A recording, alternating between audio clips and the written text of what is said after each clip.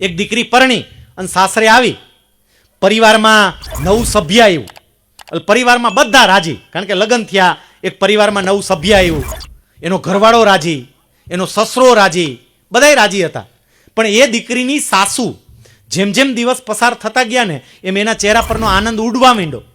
પણ તારો આનંદ ઓછો થવાનું કારણ શું? ઘરમાં વહુ આવી, તને કામમાં મદદ કરે, તારે કામ નથી કરવું પડતું, કરવું પડે તો ઓછું કરવું પડે છે, તો પછી કેમ આનંદ વયો ગયો? અને પછી એમને જવાબ આપ્યો કે પણ તમે કાંઈ જોયું?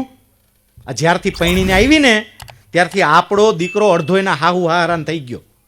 પેલા આપણી યારે આંટા મારતો, રજા હોય ને આપણી યારે આવતો, અને હવે રજા હોય એટલે આને લઈને સીધો ભાગે સસરાને ઘરે.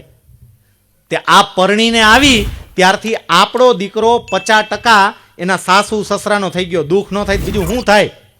એટલે પતિ કે વાત તો તારી બિલકુલ સાચી હો, રજા હોય તો એ જતો રહે છે, સાસરે બહુ આંટા મારે છે, આપણો દીકરો 50% સાસુ સસરાનો થઈ ગયો, વાત સાચી. પછી હળવેકથી આ પતિ એની પત્નીને એવું પૂછ્યું, મને એટલું કે આજે દીકરી પરણીને આપણા ઘરમાં આવી, તને હાચવે? કે હા હાચવે છે ને. તારું ધ્યાન રાખે? તો કે રાખે છે ને. જમવા આપે? તો કે આપે જ છે ને. આ ઘરની અંદર બરોબર રહે છે? તો કે રહે જ છે ને.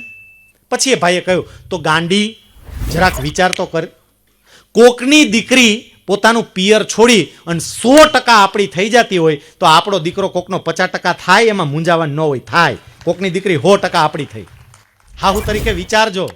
કોકની દીકરી 100% આપણી થાય તો આપણો 50% થવો જોઈએ. એનો જાવા દ્યો, ન જાતો હોય તો ઉલટાને મોકલો, જા બેટા આંટો માર, સસરાઈ જા, ઓલીએ બિચારી રાજી થાય. આ કેટલી માં એવી હોય ને પકડી રાખે, બોલો બહુ હાહુ વલો થઈ ગયો, હાહુ વલો થઈ ગયો. તે ઓલી તમારી સેવા કરે છે તો આ હાહુ વલો ન થાય? જાય બિચારો, કોકની દીકરી આવી છે તમારી ઘરે, આખું પોતાનું પિયર મૂકીને, બધું મૂકીને આવી છે, તો આ દીકરો જાય, જવા દેવો જોઈએ, સામેથી મોકલવો જોઈએ. અને જો આવું બે પરિવારમાં થાય ને, કોઈ દી પરિવારમાં પ્રશ્નો ઊભા થાય જ નહીં, સરસ રીતે ચાલે, અને એ કરવા જેવું છે.